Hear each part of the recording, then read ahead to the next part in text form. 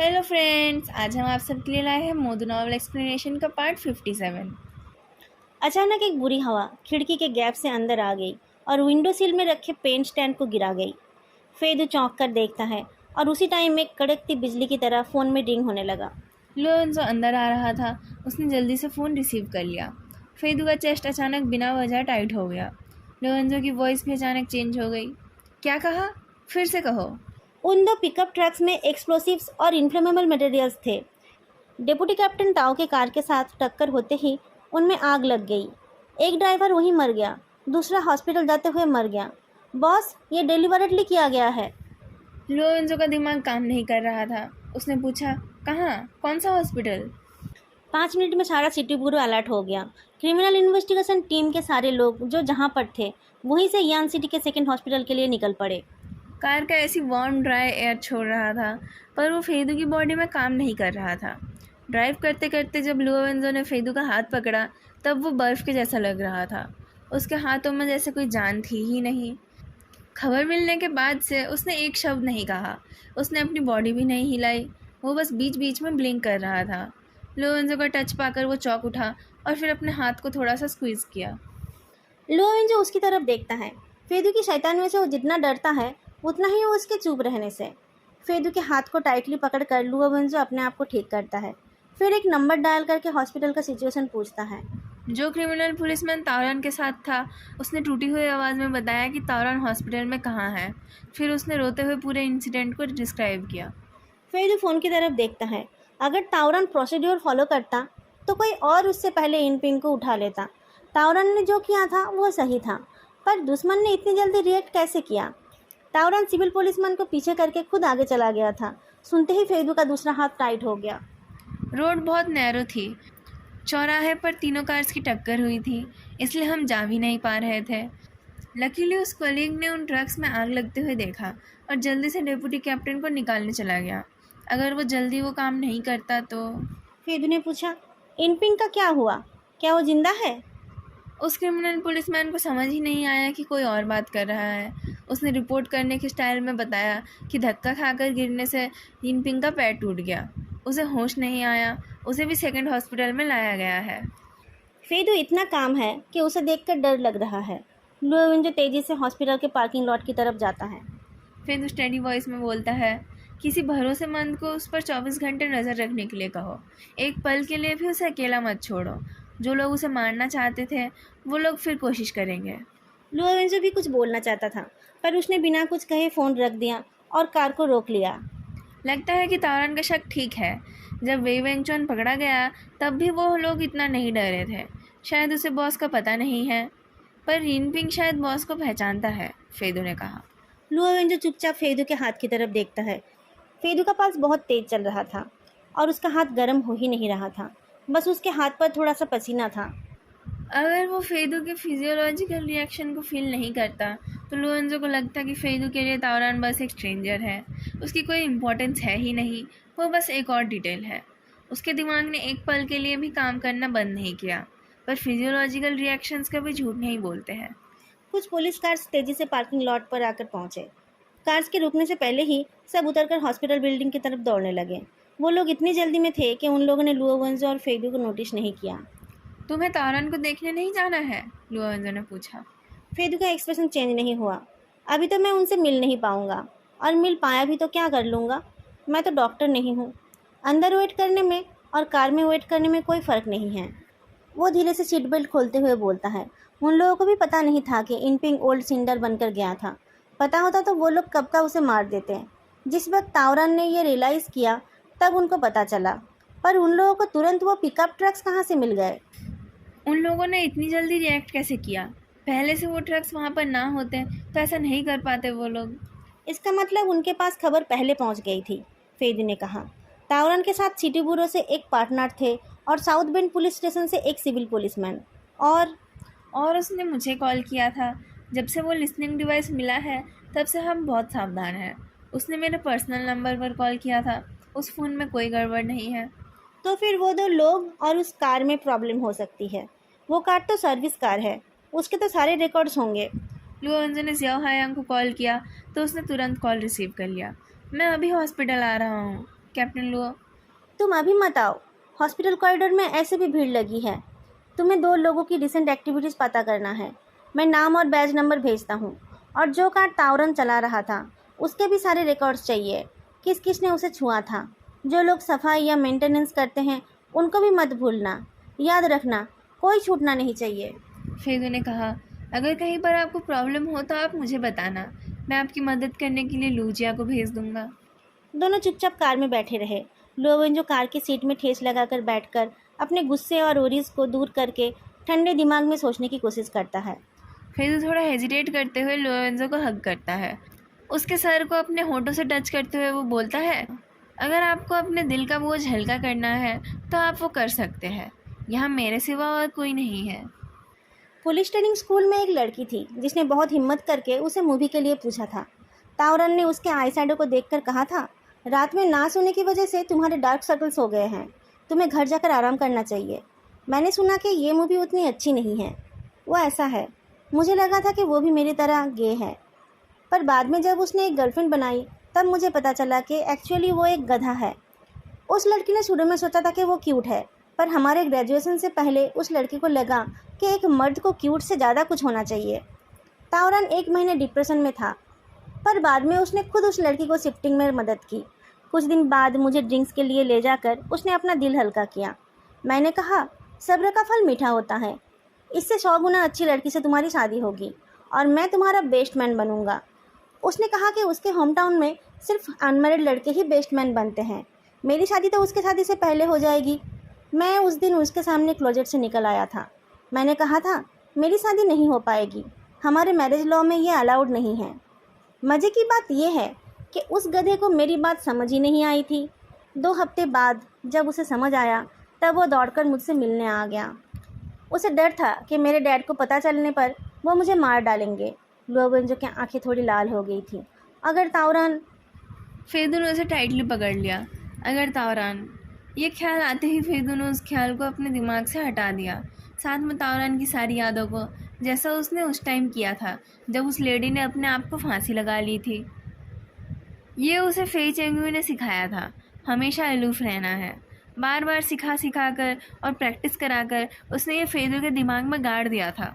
जब भी फेदू किसी ऐसी सिचुएशन का सामना करता है जिसे वो झेल नहीं सकता, तब उसका ये मोड अपने आप काम करने लगता है और वो रीज़नेबल डिसीजन ले पाता है। लोवेंजो को हिम्मत देते हुए वो उसे हॉस्पिटल के अंदर ले जाता है। हॉस्पिटल के वेटिंग रूम में सबको बैठने की जगह नहीं मिली थी। कुछ लोग फ्लोर पर भी बैठे थे। यांग जिन भी खबर पाकर आ गई थी। लोवेंजो के आते ही सब उठकर खड़े हो गए। लोवेंजो कुछ बोलने जा रहा था, पर तभी एक नर्स निकल कर आई, जिसे देखकर लग नहीं रहा था कि वो फैमिली वालों को स्ट्रेचर धकेलने के लिए बुलाने आई है। उसने कहा, आप लोग पब्लिक सिक्योरिटी ब्यूरो से हो? माफ़ करना, पर कोंग वेई चेन के गले में चोट लगी थी। हॉस्पिटल आते आते बहुत खून बह गया था। कोंग वेई चेन उस सिविल पुलिसमैन का नाम था जो तावरान के साथ था। कोलिजन के टाइम तावरान की हड्डियां टूट गई थी, पर एक्सप्लोजन के टाइम कोंग वेई चेन ने उसे अपनी बॉडी से गार्ड किया था। उसे रात भर ऑब्जर्वेशन में रखा जाएगा। उसकी कंडीशन स्टेबलाइज हो जाए तो वो बच जाएगा। पूरा वेटिंग रूम साइलेंट हो गया। तावरान ने कोंग वेई चेन को आगे जाने नहीं दिया। जब उसने रियलाइज़ किया कि एक्सप्लोजन हो सकता है, उसने तावरान को कार से खींच निकाला। कुछ देर बाद साउथ बेंड पुलिस स्टेशन के किसी पुलिसमैन की सिसकी की आवाज़ सुनाई दी। क्या?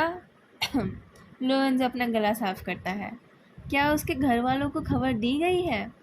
क्या इंगपिन को भी आप लोग लाए हो? कोई दौड़कर आकर पूछता है। पता नहीं उसने कितने दिनों से अपना चेकअप नहीं कराया था। उसका ब्लड प्रेशर हाई था।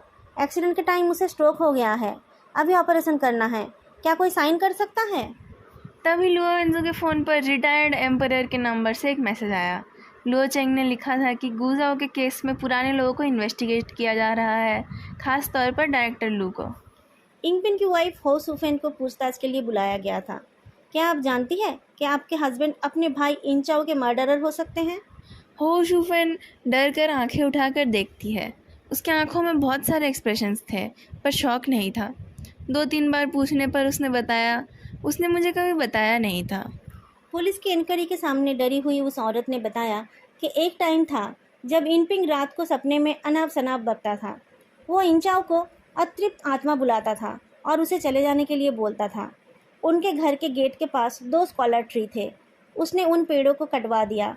उनकी जड़ों को निकलवाया और सारी लकड़ियों को बेच दिया।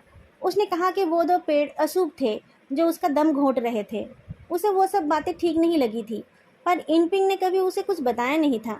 हॉस्पिटल के कॉरिडोर के बेंच में बैठकर लोवेंजो उस इंटरोगेशन का रिकॉर्डिंग देख रहा था। उसने मुझे नहीं बताया तो मेरा इसमें क्या है? चाहे वो जो भी करे, जब तक कमा कर ला रहा है और अरेस्ट नहीं हो रहा है, तब तक मुझे क्या फ़र्क पड़ता है? How stupid. लैंगचो पास खड़ी थी। उसने बताया कि जिधर इनपिंग जा रहा था उधर कुछ बड़े बड़े स्कॉलर ट्री हैं। उनको चेक करके एक पेड़ के नीचे से एक डेड बॉडी मिली है जिसकी डिटेल्स इंचाओ से मैच हो रही है। उसके सर पर किसी ब्लंट ऑब्जेक्ट से मारा गया था। लैंगचो फिर इधर उधर देखते हुए बताती है कि डायरेक्टर लू और कुछ डेप्यूटी डायरेक्टर्स पिछले कुछ दिनों से ड्यूटी पर नहीं आ रहे हैं। सिर्फ डायरेक्टर सेंग हैं जिनको कुछ पता नहीं है। मैंने तुम्हें सीसीटीवी के बारे में कुछ करने के लिए कहा था ना? लुओवेंजो ने पूछा। लैंगचाओ ने बताया कि उसने क्लीनिंग करते हुए 203 के कैमरा को तोड़ दिया था। रिपेयरिंग के लिए रिक्वेस्ट करने पर डायरेक्टर के साथ 2 अनजान लोग आ गए। डायरेक्टर ने लैंगचाओ को अपना काम करने के लिए बोल दिया। वो लोग मेंटेनेंस वर्कर्स के साथ कुछ बातें कर रहे थे। सारे रिपेयरिंग के रिकॉर्ड्स थे वहाँ पर, लैंगचाओ ने कहा। 2 साल पहले की इमरजेंसी सिचुएशन को छोड़कर सब कुछ रेगुलर मेंटेनेंस है। परचेजिंग और इंस्टॉलेशन प्रोसीड्यूर के अकॉर्डिंग ही हुए थे। मैं ऐसे ही तो इन्वेस्टिगेट नहीं कर सकती। मैंने चुपके से जाकर चेक किया। वो एक प्रॉपर फैक्ट्री है, उसमें शायद कोई प्रॉब्लम नहीं है। मैंने इमरजेंसी सिचुएशन को इन्वेस्टिगेट किया तो पता चला उस टाइम जिस वर्कर ने काम किया था उसने उस फैक्ट्री से रिज़ाइन कर दिया है। जिस दिन हमने लू गुओशोंग को अरेस्ट किया था उसी दिन उसने रिज़ाइन किया है। मैं उसके रिकॉर्डेड एड्रेस पर गई, पर वहाँ पिछले 2 साल से कोई और रह रहा है। उसे और मत ढूंढो। क्या उस रिपेयरिंग के रिक्वेस्ट में कोई गड़बड़ थी? क्या किसी ऐसे ने वो रिक्वेस्ट किया जिसे वो नहीं करना चाहिए था? नहीं, 203 में एक लूटिंग गैंग के लीडर को इंटरोगेट किया जा रहा था। तभी अचानक उस कैमरा ने काम करना बंद कर दिया। बहुत लोगों ने एक साथ रिपोर्ट किया था। बॉस, जब से डायरेक्टर जैंग ट्रांसफ़र हुए हैं तब से कुछ ना कुछ गड़बड़ हो रही है। वो लोग कह रहे हैं कि डायरेक्टर लू। लैंगचाओ की आवाज़ कांप उठी। डायरेक्टर लू नहीं हो सकते। जियाओ जियाओ, आप मेरा भरोसा कीजिए, डायरेक्टर लू नहीं हो सकते। जब मैं एलिमेंट्री स्कूल में थी तब कुछ ड्रग एडिक्ट्स ने चाकू लेकर स्कूल पर हमला कर दिया था और एक सिक्योरिटी गार्ड को घायल कर दिया था। स्कूल बिल्डिंग को जल्दी से लॉक कर दिया गया, पर हमारी क्लास तो बाहर पी कर रही थी। उन लोगों को देखकर हमें कार्टून में दिखने वाले मॉन्स्टर की याद आ रही थी।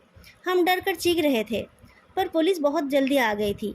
डायरेक्टर लू उनके लीडर थे। उनके फोरहेड पर एक स्कार है, पर उन्हें देखकर हमें डर नहीं लगा। उन्होंने तुरंत सबको अरेस्ट कर लिया। मैं दौड़कर उनके पास गई। मैं उन्हें अपना जूस का बॉटल देना चाहती थी, पर वो समझ नहीं पाए। उन्होंने बॉटल का कैप खोलकर मुझे वापस कर दिया और कहा, अब जल्दी चली जाओ, मैं तुम्हारे टीचर को नहीं बताऊंगा। उनकी वजह से ही हमारे क्लास के 36 बच्चों में से 4 पब्लिक सिक्योरिटी सिस्टम में हैं और 6 रिलेटेड प्रोफेशंस में। ऑफिसर गू के साथ नाइंसाफ़ी हुई थी, कहीं उनके साथ भी। लोवेंजो ने सोचा कि इंसान बदल भी जाते हैं। उसने लैंगचाओ को लैपटॉप पकड़ाते हुए कहा, तो तुम्हें सैलरी क्यों मिलती है? क्या तुम अभी भी छोटी बच्ची हो? तुम सिटी ब्यूरो में हो, तुम्हें यूनिफॉर्म मिली है और साथ में हथकड़ी और लाठी भी। तुम आर्म्स भी इशू करा सकती हो। अगर तुम्हें कुछ पता करना है तो खुद जाकर करो। अगर तुम्हें लगता है कि किसी के ऊपर गलत आरोप लग रहा है तो तुम जाकर असली गुनहगार को ढूंढो। तुमने मेंस वॉशरूम में जाकर वे यांगहोंग को बेहोश किया था। अब क्या हो गया है तुम्हें? जाओ काम करो, इस साल कोई छुट्टी नहीं मिलेगी। लैंगचाओ अपनी स्लिप्स में आंखें घिसते हुए बोलती है, यस सर। तभी किसी की पैरों की आवाज़ सुनाई दी। फिर तो हमेशा ऐसे ही रिदम में चलता है, चाहे कुछ भी हो जाए। पहले वो तावरान के रूम की तरफ देखता है। तावरान एक मम्मी की तरह दिख रहा था। वो अभी तक जगह नहीं है। जब से चांगनिंग को खबर मिली है तब से वो तावरान के पास है। चेयर में बैठे बैठे उसे नींद आ गई है। फिर उन्हें उसको एक कोट से कवर कर दिया और फिर उसके सामने एक कप गर्म चाय रख दी। फिर बाहर आकर डोर क्लोज करके उसने कहा, इनपिंग की सर्जरी सही नहीं हुई। जब से उसने अपने भाई को मारा है वो ठीक नहीं है। सस्ता शराब पीने की वजह से उसके बॉडी पार्ट्स भी खराब हो गए हैं। एक्सीडेंट के बिना भी वो कभी भी मर जाता। उसे कब होश आएगा पता नहीं है, और होश आए भी तो शायद वो हाफ पैरालाइज्ड हो जाएगा। उसका दिमाग भी शायद ठीक से काम नहीं करेगा। ये सुनकर लैंगचाओ को गुस्सा आ गया। तावरान इस हाल में है, किसी को पता नहीं है कि वो किस पर ट्रस्ट कर सकते हैं और किस पर नहीं। तभी एक कॉल रिसीव करके लुओवेंजो ने कहा, चश्मिश, अगर तुम्हारे पास भी कोई अच्छी खबर नहीं है तो मैं तुम्हें फायर कर दूंगा। क्यों? क्या मैंने फिर कोई गलती कर दी है? क्या चाहिए तुम्हें? कैप्टन, क्या आप अभी भी हॉस्पिटल में हैं? वहीं रुकिए, मैं अभी पहुंचता हूँ। 5 मिनट के अंदर जियाओ हायंग लुओवेंजो के सामने था। चारों बाहर गार्डन में एक स्टोन टेबल पर जाकर बैठे। जियाओ हयांग ने 2 सीवीज और कार के रिकॉर्ड्स का प्रिंट आउट टेबल पर रखकर कहा, डिप्टी कैप्टन के साथ हमारे टीम के वू भैया और साउथ बेंड सिटी के कॉन्ग वेइचेन थे। मैं जियाओ को शुरू से जानता हूँ। अगर मेरे सिफू की डेथ नहीं होती तो वो मेरा सीधी होता। लुओवेंजो ने हाथ हिलाया। कॉन्ग के बारे में बात करके भी कोई फ़ायदा नहीं है। अब बस। नहीं, कॉन्ग वेइचुन के बारे में एक इम्पॉर्टेंट बात है। आपको पता ही होगा कि कुछ साल पहले इस शहर में एक national enterprises elevate poverty programme हुआ था। लुओवेंजो को पता था, पर वो कोई इम्पोर्टेंट प्रोग्राम नहीं है। सब थोड़ा बहुत डोनेट कर देते हैं और फिर फ़ोटो खिंचवा लेते हैं। बस एक न्यूज़ बन जाती है और कुछ नहीं। पिछले कुछ सालों में ये हुआ भी नहीं है। पिछली बार सिटी ब्यूरो के कुछ ऑफिशियल्स साउथ बेंड के होंगजी स्कूल में गए थे। सबने 2000 युआन दिया था और 2-2 ऑफिसर्स मिलकर एक एक अच्छे स्टूडेंट की जिम्मेदारी ले रहे थे। कॉन्ग वेइचुन उन स्टूडेंट्स में से एक था और उनकी जिम्मेदारी लेने वाले ऑफिसर्स में से एक थे हमारे डायरेक्टर जांग। यिन पिंग के घर जाने से पहले कॉन्ग वेइचुन ने डायरेक्टर जांग को कॉल किया था। इस इन्फॉर्मेशन से लैंगचाओ के दिमाग ने काम करना बंद कर दिया। फेदू ने हल्के से फ्रॉन किया। लुओवेंजो का चेहरा बदल गया। तुम जानते हो कि तुम क्या बोल रहे हो? जानता हूँ, मैंने उनके कम्युनिकेशन रिकॉर्ड्स का प्रिंट आउट भी कराया है। वो भैया ने भी कहा कि उन्होंने कॉन्ग वेइचेन को किसी को कॉल करते हुए देखा था। उनके पूछने पर उन्होंने बताया था कि उनके सीनियर इस केस को लेकर चिंतित है, इसलिए वो उन्हें रिपोर्ट कर रहे हैं। मुझे और भी पता चला कि कॉन्ग वेइचेन की पहली पोस्टिंग चिंगयुआन काउंटी पर हुई थी, पर डायरेक्टर जांग के रेफरेंस पर उनको उनके होम टाउन में ट्रांसफ़र कर दिया गया था। सब चुप हो गए, पर लैंगचाओ ज़्यादा देर चुप नहीं रह पाई। वो गुस्से में जियाओ हायंग को डांटने लगी। जियाओ हायांग ने कहा, पहले साउथ बेंड उनके अंडर में पड़ता था, अब नहीं। ऐसे टाइम में कॉन्ग वेइचुन ने उनको कांटेक्ट क्यों किया? सब उनको हीरो मानते हैं। सबको मेरी बातें गलत लगेगी। आपको मुझे मारना है तो आप मुझे मारिए, पर मैंने जो कहा वो सारे फैक्ट्स हैं। दोनों लड़ते रहे तो लुओवेंजो ने उनको रोकने की कोशिश की। फिर उन्होंने लैंगचाओ की कलाई पकड़कर धीरे से खींचा।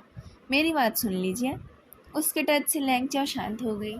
शायद कॉन्ग वेइचुन का कोई गलत इरादा नहीं था। हायांग, आप प्लीज़ गुस्सा मत होना।